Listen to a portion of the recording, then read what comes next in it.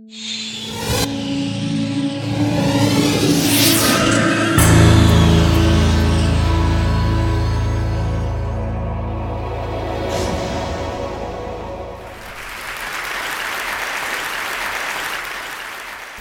do you explain when things don't go as we assume? Or better, how do you explain when others are able to achieve things that seem to defy all of the assumptions? For example, why is Apple so innovative? Year after year after year after year, they're more innovative than all their competition. And yet, they're just a computer company. They're just like everyone else. They have the same access to the same talent, the same agencies, the same consultants, the same media. Then why is it that they seem to have something different? Why is it that Martin Luther King led the civil rights movement? He wasn't the only man who suffered in a pre-civil rights America, and he certainly wasn't the only great orator of the day. Why him? And why is it that the Wright brothers were able to figure out controlled powered manned flight when there were certainly other teams who were better qualified, better funded, and they didn't achieve powered manned flight, and the Wright brothers beat them to it? There's something else at play here.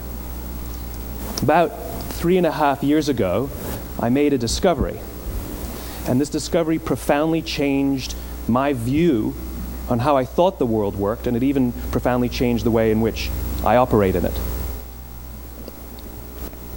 As it turns out, there's a pattern. As it turns out, all the great and inspiring leaders and organizations in the world, whether it's Apple or Martin Luther King or the Wright brothers, they all think, act, and communicate the exact same way, and it's the complete opposite to everyone else. All I did was codify it. And it's probably the world's simplest idea. I call it the golden circle.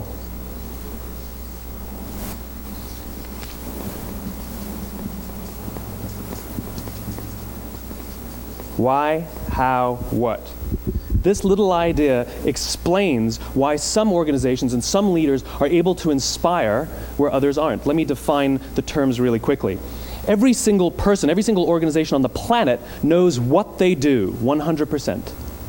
Some know how they do it, whether you call it your differentiating value proposition or your proprietary process or your USP.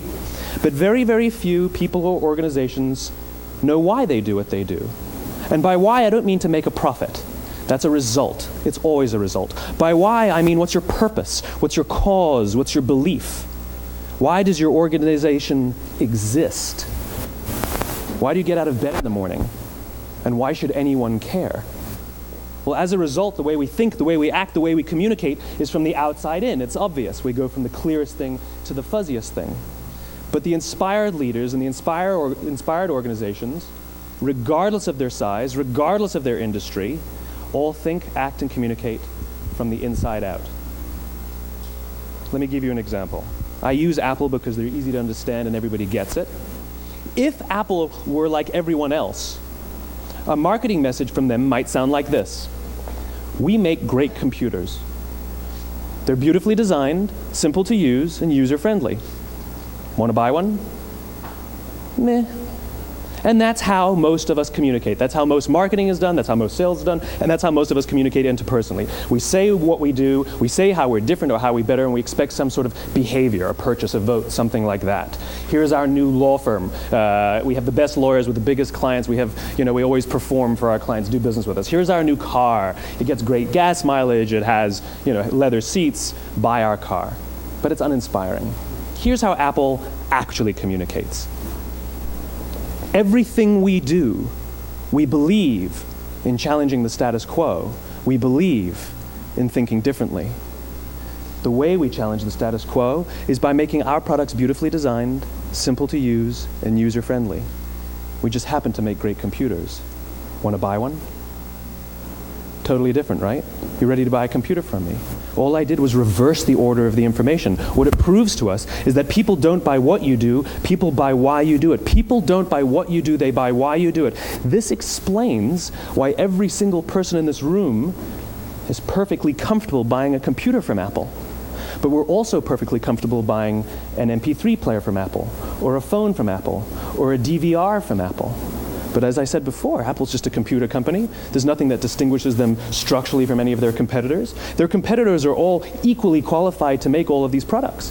In fact, they tried. A few years ago, Gateway came out with flat screen TVs. They're eminently qualified to make flat screen TVs. They've been making flat screen monitors for years. Nobody bought one. And Dell came out with MP3 players and PDAs. And they make great quality products, and they can make perfectly well-designed products, and nobody bought one. In fact, talking about it now, we can't even imagine buying an MP3 player from Dell. Why would you buy an MP3 player from a computer company? But we do it every day. People don't buy what you do, they buy why you do it. The goal is not to do business with everybody who needs what you have. The goal is to do business with people who believe what you believe. Here's the best part. None of what I'm telling you is my opinion. It's all grounded in the tenets of biology, not psychology, biology. If you look at a cross-section of the human brain, looking from the top down, what you see is the human brain is actually broken into three major components that correlate perfectly with the golden circle. Our newest brain, our Homo sapien brain, our neocortex, corresponds with the what level. The neocortex is responsible for all of our rational and analytical thought and language. The middle two sections make up our limbic brains, and our limbic brains are responsible for all of our feelings, like trust and loyalty. It's also responsible for all human behavior, all decision-making, and it has no capacity for language. In other words, when we communicate from the outside in, yes, people can understand vast amounts of complicated information like features and benefits and facts and figures. It just doesn't drive behavior. When we communicate from the inside out, we're talking directly to the part of the brain that controls behavior, and then we allow people to rationalize it with the tangible things we say and do. This is where gut decisions come from. You know, sometimes you can give somebody all the facts and your figures, and they say, I know what all the facts and details say, but it just doesn't feel right. Why would we use that verb? It doesn't feel right. Because the part of the brain that controls decision-making doesn't control language. And the best we can muster up is, I don't know, it just doesn't feel right. Or sometimes you say you're leading with your heart or you're leading with your soul. Well, I hate to break it to you, those aren't other body parts controlling your behavior. It's all happening here in your limbic brain, the part of the brain that controls decision-making and not language. But if you don't know why you do what you do, and people respond to why you do what you do, then how will you ever get people to vote for you or buy something from you, or more importantly, be loyal and want to be a part of what it is that you do? Again, the goal is not just to sell people who need what you have. The goal is to sell to people who believe what you believe. The goal is not just to hire people who need a job. It's to hire people who believe what you believe. I always say that, you know, there's if you hire people just because they can do a job, they'll work for your money. But if you hire people who believe what you believe, they work for you with blood and sweat and tears. And nowhere else is there a better example of this than with the Wright brothers. Most people don't know about Samuel Pierpont Langley. And back in the early 20th century, the pursuit of powered man flight was like the dot-com of the day. Everybody was trying it.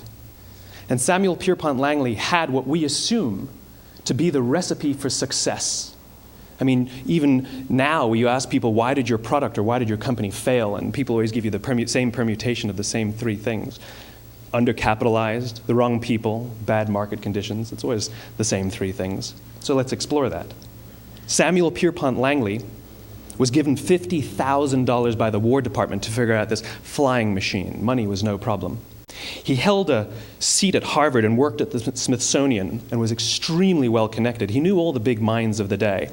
He hired the best minds money could find, and the market conditions were fantastic. The New York Times followed him around everywhere, and everyone was rooting for Langley. And how come we've never heard of Samuel Pierpont Langley? A few hundred miles away in Dayton, Ohio, Orville and Wilbur Wright. They had none of what we consider to be the recipe for success. They had no money. They paid for their dream with the proceeds from their bicycle shop. Not a single person on the Wright brothers' team had a college education, not even Orville or Wilbur. And the New York Times followed them around nowhere. The difference was Orville and Wilbur were driven by a cause, by a purpose, by a belief. They believed that if they could figure out this flying machine, it'll change the course of the world. Samuel Pierpont Langley was different.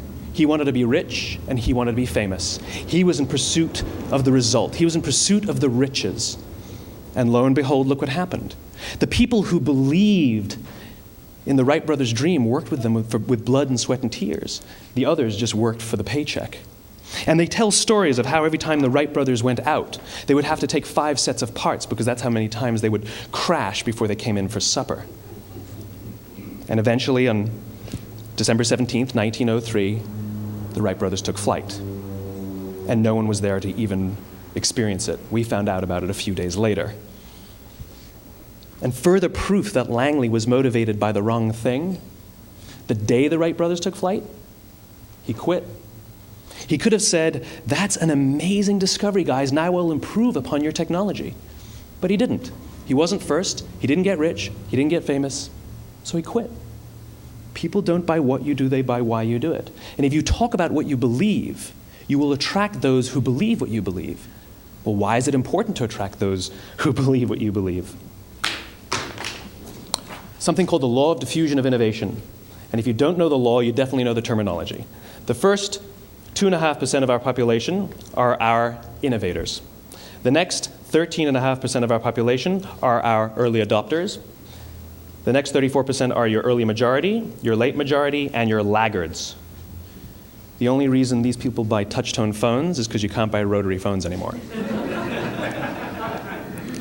We all sit at various places at various times on the scale, but what the law of diffusion of innovation tells us is that if you want mass market success or mass market acceptance of an idea, you cannot have it until you achieve this tipping point between 15 and 18% market penetration, and then the system tips.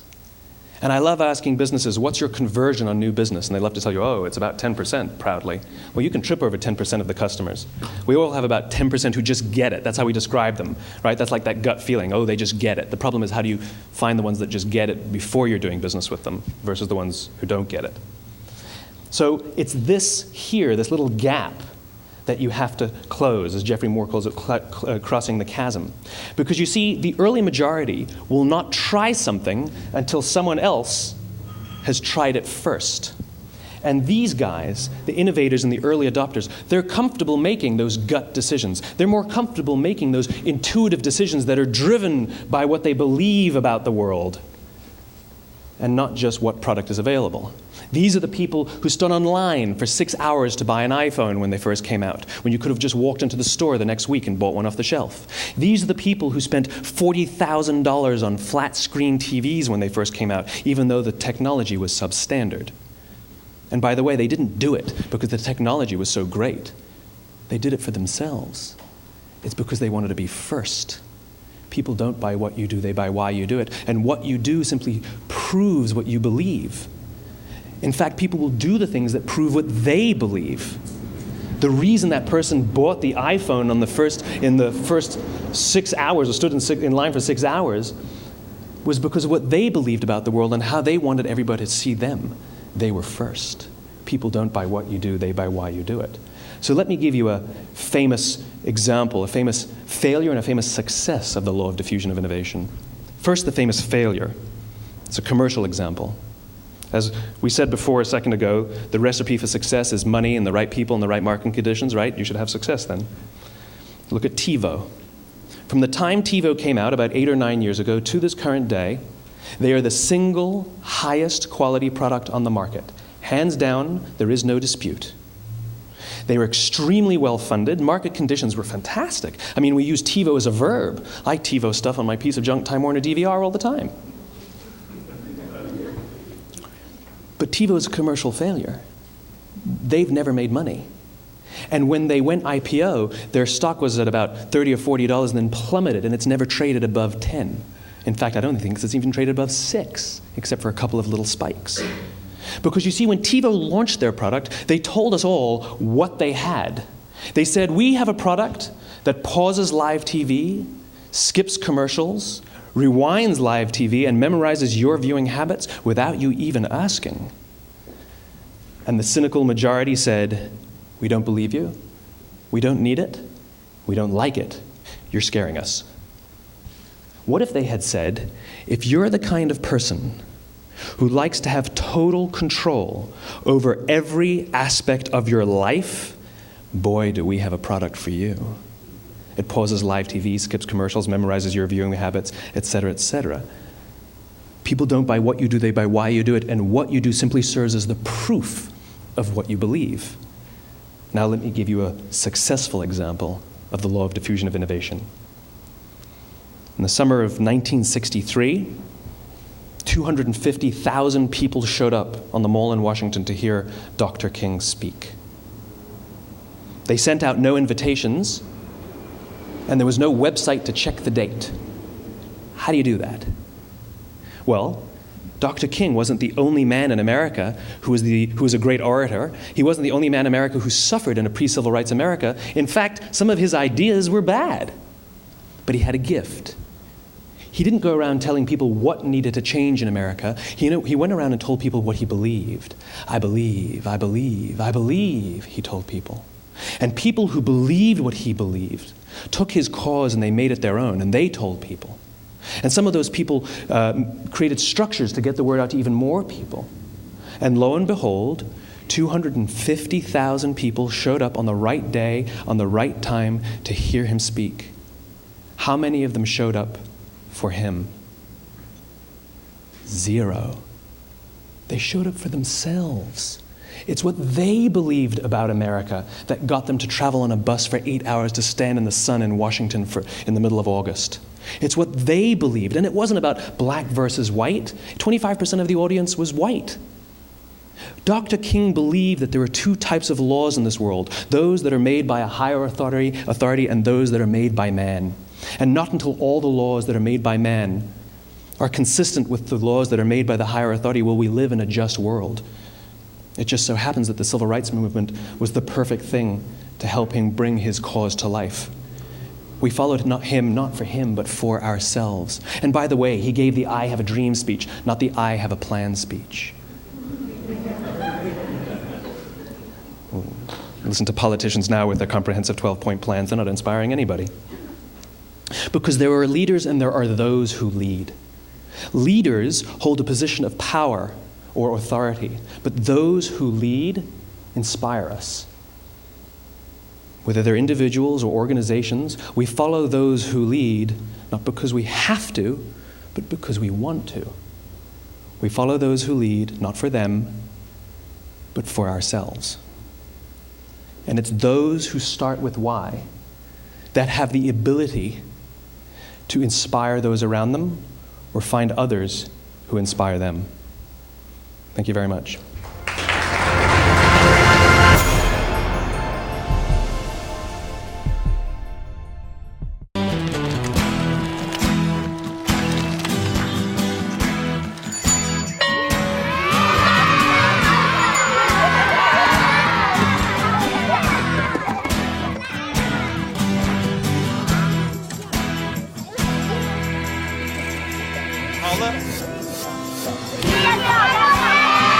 Sharing. That's video on the Human Network. Siska, welcome to the Human Network.